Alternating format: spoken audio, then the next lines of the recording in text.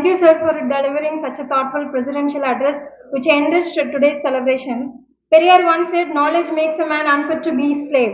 To introduce our distinguished chief guest, I now invite our respected Dr. R. Bhupati, sir, Assistant Professor, Department of Educational Technology, to kindly present the introduction. அனைவருக்கும் காலை வணக்கம். புரட்சியாளர் தந்தை பெரியார் அவருடைய பிறந்தநாள் வாழ்த்துக்களையும் சமூக நீதி வாழ்த்துக்களையும் தெரிவித்துக் கொள்வதில் மகிழ்ச்சி அடைகிறேன். தற்போது நமது சிறப்பு விருந்தினர் பேராசிரியர் கருணானந்தன் அவர்களை பற்றிய ஒரு சிறு அறிமுக உரை.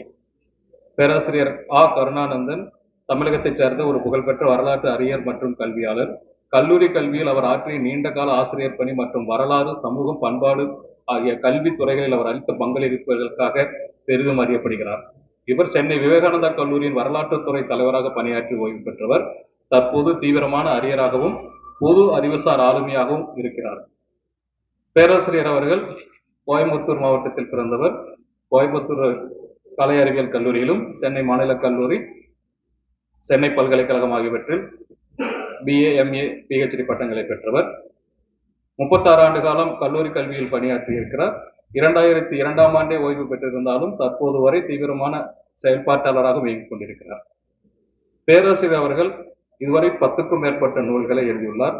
அந்த நூல்கள் வரலாறு என்றால் என்ன, பாசிசமே பார்ப்பனியம், ஆன்மீக அரசியல், பெரியாரின் தத்துவம், ஒலிப்பே சனாதன ஒலிப்பே ஒரு சமத்துவ புரட்சி, மானுடம், திராவிடம், சமத்துவம், உணவுகளிலிருந்து மீட்க வேண்டிய இந்திய வரலாறு, சமூக நீதி குரலும், சனாதன கீதையும், திராவிடம் யாருக்கு கசக்கும், நாராயண குரு, பெரியார், விவேகானந்தர் ஆகியோரின் தத்துவங்கள் ஆகிய துறைகளில் 10க்கும் மேற்பட்ட நூல்களையும் 300க்கும் மேற்பட்ட ஆய்வு கட்டுரைகளையும் எழுதியுள்ளார். இவருடைய முயற்சியினால் சென்னை பல்கலைக்கழகத்தினுடைய இந்திய வரலாற்று துறையில் பெரியாரியல், பௌத்தம் மற்றும் திராவிட ஆய்வுகள் மற்றும் நாராயண குரு குறித்தான ஆய்வு இருக்கைகளும் ஆய்வு மையங்களும் தொடங்கப்பட்டுள்ளது. தற்போது தமிழ்நாடு வரலாற்று அவையத்தினுடைய தலைவராகவும் அகில இந்திய ஆசிரியர் சங்கத்தினுடைய தலைவராகவும் செயல்பட்டவர். கல்லூரி ஆசிரியர்களுக்கான சங்கத்தினுடைய தலைவராக செயல்பட்டவர். திருவள்ளுவர் பல்கலைக்கழகம் மற்றும் சென்னை பல்கலைக்கழகத்தினுடைய ஆட்சி மன்றம், ஆட்சி பேரவை ஆகியவற்றின் உறுப்பினராக செயல்பட்டவர். பல்வேறு விருதுகளையும் சிறப்புமிக்க அங்கீகாரங்களையும் பெற்றுள்ளார். அவற்றில் முக்கியமானதாக லயோலா வரலாற்று ஆய்வு மையம் வழங்கிய வாழ்நாள் சாதனையாளர் விருது, 2020ஆம் ஆண்டு பெரியார் விருது, 24ஆம் ஆண்டு கலைஞர் விருது ஆகிய விருதுகளை பெற்றுள்ளார். 2024ஆம் ஆண்டின் சிறந்த வரலாற்று ஆசிரியருக்கான தமிழ்நாடு வரலாற்று பேரவை வழங்கிய விருதையும் பெற்றுள்ளார். தற்சமயம் திராவிட வரலாற்று ஆய்வு மையத்தின் துணைத் தலைவராகவும், சமூக அறிவியல் மன்றத்தின் தலைவராகவும், வரலாறு காப்போம் இயக்கத்தின் மாநில ஒருங்கிணைப்பாளராகவும் செயல்பட்டு வருகிறார். ஐயா அவர்கள் தமிழ்நாட்டினுடைய மிக முக்கியமான அறிவு ஆளுமையாக அறியப்படுகிறார். தமிழ்நாடு பண்பாடு, அரசியல், வரலாறு ஆகிய தளங்களில் தீவிரமான செயல்பாட்டோடு இருக்கிறார். அவருடைய உரையை கேட்க நாம் அவளோடு இருக்கிறோம் என்பதை தெரிவித்துக் கொண்டு விடைபெறுகிறேன். நன்றி.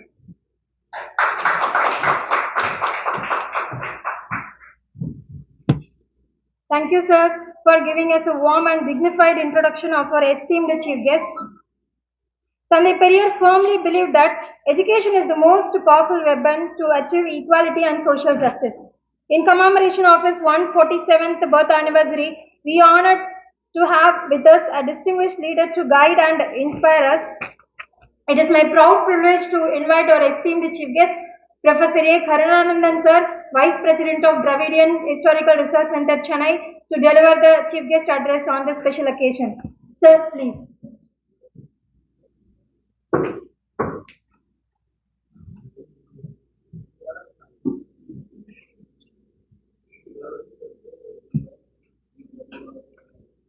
தமிழ்நாடு ஆசிரியர் கல்வியியல் பல்கலைக்கழகத்தில்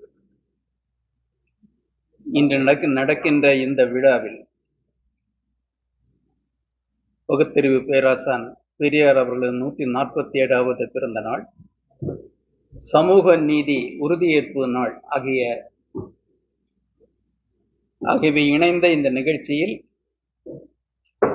எனது கருத்துக்களை உங்களுடன் பகிர்ந்து கொள்ள வாய்ப்பளித்த இந்த பல்கலைக்கழகத்தின் பொறுப்பாளர்களுக்கும், பேராசிரியர்களுக்கும், ஆய்வு மாணவர்களுக்கும், மாணவர்களுக்கும், அலுவலக தோழர்களுக்கும் என் வணக்கத்தையும் நன்றியையும் முதலில் தெரிவித்துக் கொள்கிறேன்.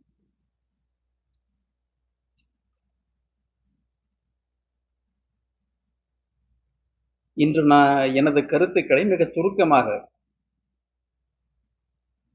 ஒரு கல்வியாளன் என்கின்ற முறையில், ஒரு வரலாற்றாளன் என்கின்ற முறையில் உங்களுடன் பகிர்ந்து கொள்ள விரும்புகின்றேன். அப்படி என்ன தகுதி எனக்கு என்று கேட்டால், நான் ஒரு மூத்த ஆசிரியன், அதுதான் எனக்கு தகுதி. 36 ஆண்டு ஒரு ஃபார்மல் சர்வீஸ் as டீச்சர், மொத்தமாக 53 ஆண்டுகள் மாணவர்களுக்கு வகுப்பறையில் பாடம் எடுத்தேன் என்ற அந்த ஒரு தகுதியின் அடிப்படையில் மட்டும்தான் உங்களோடு என் கருத்துக்களை பகிர்ந்து கொள்ள விரும்புகின்றேன். மற்றபடி கூறப்படுகின்ற இந்த புகழுரைகள், அவைகளால் நீங்கள் மயங்கிவிட வேண்டாம். நான் ஒரு மூத்த ஆசிரியன், எனது இளவல்களான உங்கள் முன்பு என் கருத்துக்களை சொல்லுகின்றேன். மூத்தவர்களை மதிக்க வேண்டும். ரெஸ்பெக்ட் தி எல்டர். பெரியாரது கருத்துப்படி மதிப்பது வேறு, ஏற்பது வேறு. You respect the elder, that does not mean you should accept the elder. எனது கருத்துக்களிலும் பிழை இருக்கலாம், முதிர்ச்சியின்மை இருக்கலாம். ஆனால் எனது கருத்துக்களை பற்றி மதிப்பீடு செய்ய வேண்டிய ஒரு பொறுப்பு உங்களிடம் இருக்கிறது. வந்தனை செய்வதற்காக மட்டுமல்ல நாம் இங்கே கூடியிருப்பது, சிந்தனை செய்வதற்காகவும் கூடியிருக்கின்றோம். சமூக நீதி நாடு. இப்ப இங்க ஆறுமுகக்கனி அவர்கள் பேசுகின்ற பொழுது அவங்க இன்ட்ரோடியூஸ் பண்றதுல ரேஷனாலிசம் என்ற சொல்லை பயன்படுத்தினார். பகுத்தறிவு, அதை பயன்படுத்தினார். Man is a rational animal. அந்த ரேஷனலா இருக்கிறனாலதான் அவன் மனிதன். அந்த ரேஷனாலிசம் இல்லாவிட்டால் அவரும் ஒரு விலங்கு. நாம் முழுமையான மனிதர்களாக மாறிவிட்டோமா என்பதை நமது ரேஷனலிசம் எந்த அளவிற்கு இருக்கிறது என்பதை பொறுத்துத்தான் மதிப்பீடு செய்ய முடியும். மனிதனாக பிறந்து விட்டதாலேயே அவன் பகுத்தறிவுவாதியாக இருக்கின்றான் என்று பொருள் கிடையாது. பகுத்தறிவாளனாக இருக்க வேண்டும் என்பது நம் விருப்பம். இப்பொழுது சில விஷயங்களை நம்ம சரியா புரிஞ்சுக்கணும்னா, ஏற்கனவே நம் மீது திணிக்கப்பட்ட கருத்துக்களை மறு பரிசீலனை செய்தாக வேண்டும், மறு மதிப்பீடு செய்தாக வேண்டும். நம்ம கண்ட்ரோலர் சொன்னார், மோடி பெரியார பின்பற்றார் என்று. அப்படி பின்பற்றுவதாக இருந்தால் மகிழ்ச்சி. ஆளுபவர்கள் பெரியவர்களை பின்பற்றுவதில்